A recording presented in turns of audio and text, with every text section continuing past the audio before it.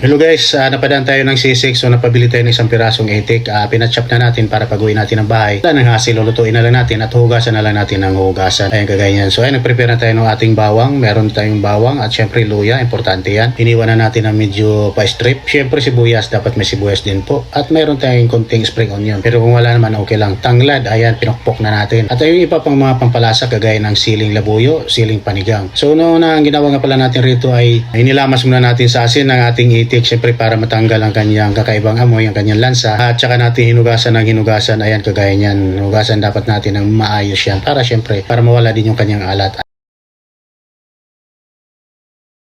At pagkatapos natin hugasan, ginisa na po natin yung ating bawang, luya, sibuyas. Ayan, ginisa na natin, gisa lang natin, palabasin natin ang kanyang aroma para masarap. At saka natin nilagay yung ating malinis na itik. Yan, igisa natin ng maigi, pamantikain natin mga idol para talagang lumabas ang kanyang bango, ang kanyang lasa. At syempre para walang lansa, ayan, kagaya niyan, medyo nagmamantika na, ayos na mga loads. So syempre, saka natin timplahan ng paminta, patis, ayan, pampalasa, kung ano-ano pa. Basta, ayun sa gusto nyo, pwedeng hindi lagyan ng magic sarap, pwede rin yung lagyan ng bitchin na nasa inyo na po yan. At syempre isang pirasong chicken cube. So wala naman pato cube, chicken cubes na lang. At saka natin ilagay yung ating suka at ang ating pangalawang gata. Syempre nilagay na rin yun natin yung tanglad. Ayan, pagkalipas ng mga 20 minutes, ayan, medyo okay na, palambutin pa natin. At saka natin ilagay yung ating kakang gata at dito na po natin lulutuin na medyo matagal.